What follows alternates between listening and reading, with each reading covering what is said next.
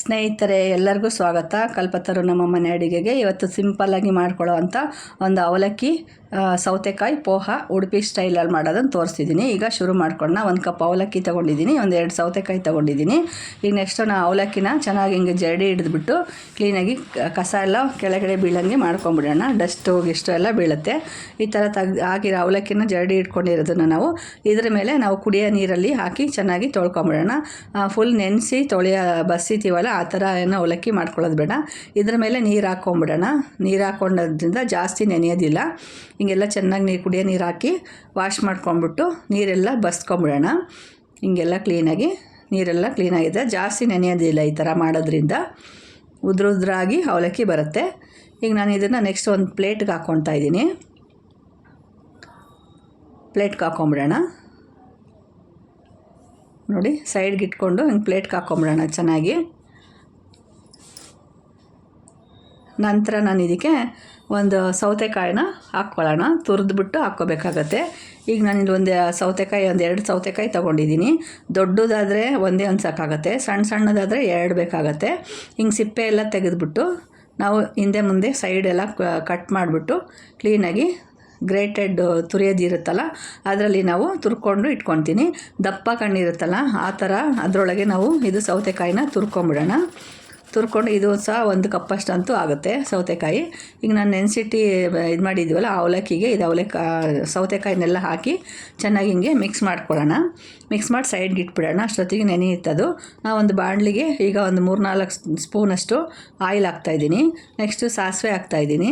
ಸಾಸಿವೆ ಹಾಕಿ ಸಣ್ಣ ಊರಿನಲ್ಲೇ ಇಟ್ಕೊಳ್ಳೋಣ. 1 ಸ್ಪೂನಷ್ಟು ಕಡಲೆಬೇಳೆ, 1 ಸ್ಪೂನಷ್ಟು ಉದ್ದಿನಬೇಳೆ ಹಾಕ್ತಾಯಿದ್ದೀನಿ. ನೋಡಿ, ಉದ್ದಿನಬೇಳೆ ಹಾಕ್ತಿದ್ದೀನಿ. ಇದು ಸಹ ಸಣ್ಣ ಊರಿನಲ್ಲಿ ನಾವು ಬಾಡಿಸ್ಕೋಬೇಕಾಗತ್ತೆ. ಈ ವಿಡಿಯೋ ಇಷ್ಟ ಆಯಿತು ಅಂದರೆ ಖಂಡಿತ ಲೈಕ್ ಮಾಡಿ, ಶೇರ್ ಮಾಡಿ, ಸಬ್ಸ್ಕ್ರೈಬ್ ಮಾಡಿ. ಈಗ ನಾನು ಇದು ಸಣ್ಣಗೆ ಫ್ರೈ ಮಾಡ್ಕೊಂಬಿಡೋಣ. ಸಣ್ಣ ಊರಿನ 1 ಸ್ಪೂನಷ್ಟು ಕಡಲೆ ಬೀಜ ಹಾಕ್ಕೋಬೋದು. ಕಡಲೆ ಬೀಜ ಹಾಕ್ತಾಯಿದ್ದೀನಿ ನಾನು. ನೆಕ್ಸ್ಟ್ ಇದಕ್ಕೆ ಒಂದೇ ಒಂದು ದೊಡ್ಡಗೆ ಹೆಚ್ಚಿಟ್ಟಿರೋ ಅಂಥ ಸಣ್ಣಗೆ ಹೆಚ್ಚಿಟ್ಟಿರೋ ಒಂದೇ ಒಂದು ದೊಡ್ಡ ಈರುಳ್ಳಿ ಹಾಕ್ತಾಯಿದ್ದೀನಿ. ಬೇಡ ಅಂತಂದವರು ಈರುಳ್ಳಿನ ಸ್ಕಿಪ್ ಮಾಡ್ಕೋಬೋದು. 1 ಸ್ಪೂನಷ್ಟು ಒಂದು ಚಿಟಿಕೆ ಅರಿಶಿನ ಹಾಕ್ತಾಯಿದ್ದೀನಿ, ಒಂದು ಅರ್ಧ ಸ್ಪೂನಷ್ಟು ಹಾಕಿ ಇದನ್ನು ಸಹ ಚೆನ್ನಾಗಿ ಫ್ರೈ ಮಾಡ್ಕೊಂಬಿಡೋಣ. ಫ್ರೈ ಮಾಡಿಕೊಂಡು ಉಪವಾಸ ನಾವು ಮಾಡ್ತಾ ಇರ್ತೀವಲ್ಲ ಅಂಥ ಟೈಮಲ್ಲಿ ಈರುಳ್ಳಿ ಹಾಕೋದು ಬೇಡ. ಈಗ ನಾನು ಸ್ವಲ್ಪ 1 ರುಚಿಗೆ ತಕ್ಕಷ್ಟು ಉಪ್ಪು ಹಾಕ್ತಾಯಿದ್ದೀನಿ. ಈಗ ಹಸಿಮೆಣಸಿನ್ಕಾಯಿನ 4-5 ತೊಗೊಂಡು ಪೇಸ್ಟ್ ಮಾಡಿ ಹಾಕ್ತಾಯಿದ್ದೀನಿ. ಯಾಕೆ ಅಂದರೆ ಪೇಸ್ಟ್ ಮಾಡಿ ಹಾಕ್ಬಿಟ್ರೆ ಖಾರ ಚೆನ್ನಾಗಿ ಹರಡುತ್ತೆ ಎಲ್ಲ ಅವಲಕ್ಕಿಗೆ. ಮತ್ತು ಸೈಡಿಗೆ ತೆಗೆದಿಡ್ತೀವಲ್ಲ ಆ ಥರ ತೆಗೆದಿಡೋ ಅವಶ್ಯಕತೆ ಇರೋದಿಲ್ಲ. ಮತ್ತು ಅವಲಕ್ಕಿನೂ ಖಾರ ಚೆನ್ನಾಗಿ ಹಿಡಿಯುತ್ತೆ ಮಾತ್ರ. ಈಗ ಇದಕ್ಕೆ ನಾನು ಒಂದು ಅರ್ಧ ಕಟ್ಟಷ್ಟು ಸಬ್ಬಸಿಗೆ ಸೊಪ್ಪು ತೊಗೊಂಡಿದ್ದೀನಿ, ಸಣ್ಣಗೆ ಹೆಚ್ಚಿಟ್ಟಿರೋದು.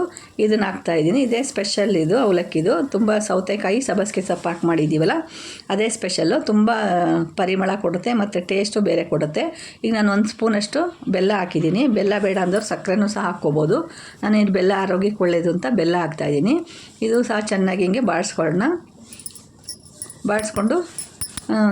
ನಾವು ಅವಲಕ್ಕಿ ನೆನೆಸಿಟ್ಟಿರ್ತೀವಲ್ಲ ಅದನ್ನು ಸೌತೆಕಾಯಿ ಅವಲಕ್ಕಿ ನೋಡಿ ಹಿಂಗೆ ಉದ್ರಾಗಿ ಆಗಿದೆ ಚೆನ್ನಾಗಿ. ಈಗ ಇದನ್ನು ಸಹ ಮಿಕ್ಸ್ ಮಾಡ್ಕೊಳ್ಳೋಣ. ಮಿಕ್ಸ್ ಮಾಡಿಕೊಂಡು ಹಾಕೋಣ ಇದನ್ನೆಲ್ಲ.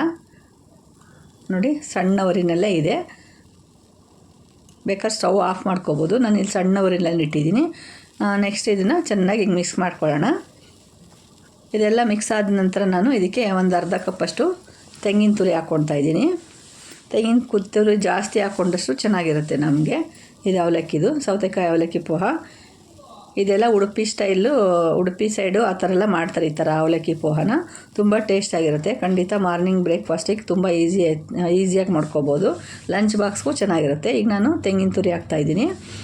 ಒಂದು ಅರ್ಧ ಕಪ್ಪಷ್ಟು ತೆಂಗಿನ ತುರಿ ಹಾಕಿ ಇದನ್ನು ಸಹ ಚೆನ್ನಾಗಿ ಮಿಕ್ಸ್ ಮಾಡ್ಕೊಳ್ಳೋಣ. ಇದು ನಾವು ಮಿಕ್ಸ್ ಮಾಡಿಕೊಂಡು ಲಾಸ್ಟಿಗೆ ಗೋಡಂಬಿ, ದ್ರಾಕ್ಷಿ ಎಲ್ಲ ಹುರಿದಿಟ್ಕೊಂಡು ಡೆಕೋರೇಷನ್ಗೆ ಲಾಸ್ಟ್ ಕೊನೆ ಮೂಮೆಂಟಲ್ಲಿ ಹಾಕಿದ್ರೆ ತುಂಬ ಟೇಸ್ಟಾಗಿರುತ್ತೆ. ನೋಡಿ, ಈಗ ಒಂದು 2 ನಿಮಿಷ ಮುಚ್ಚಿಟ್ಬಿಡೋಣ. ಜಾಸ್ತಿ ಹೊತ್ತು ಬೇಡ, ಸುಮ್ಮನೆ ಮುಚ್ಚಿಟ್ಟು ಹಿಂಗೆ ತೆಗೆದುಬಿಡೋಣ. ನೆಕ್ಸ್ಟ್ ಇದಕ್ಕೆ ನಿಂಬೆ ರಸ ಹಾಕ್ಕೊಳ್ತಾ ಇದ್ದೀನಿ. ಬೀಜ ಎಲ್ಲ ತೆಗೆದುಬಿಟ್ಟು ನಿಂಬೆ ರಸ ಹಾಕ್ಕೊಳ್ಳೋಣ. ನಿಂಬೆ ರಸ ಹಾಕಿ ನಾವು ಇದನ್ನು ಸಹ ಚೆನ್ನಾಗಿ ಮಿಕ್ಸ್ ಮಾಡ್ಕೊಳ್ಳೋಣ. ಮಿಕ್ಸ್ ಮಾಡಿ ಇಟ್ಬಿಡೋಣ. ಚೆನ್ನಾಗಾಗುತ್ತೆ ಅವಾಗ ಲಾಸ್ಟಿಗೆ ಹಾಕಿದ್ರೆ. ಲಾಸ್ಟಲ್ಲಿ ಕೊನೆ ಹಂತದಲ್ಲಿ ಗೋಡಂಬಿ ದ್ರಾಕ್ಷಿ ಹಾಕಿ ಸರ್ವ್ ಮಾಡ್ತೀನಿ. ಈ ವಿಡಿಯೋ ಇಷ್ಟ ಆಯಿತು ಅಂದರೆ ಖಂಡಿತ ಶೇರ್ ಮಾಡಿ, ಲೈಕ್ ಮಾಡಿ, ಸಬ್ಸ್ಕ್ರೈಬ್ ಮಾಡಿ, ಕಡೆವರೆಗೂ ನೋಡಿ. ಓಕೆ, ಟೇಕ್ ಕೇರ್, ಬಾಯ್.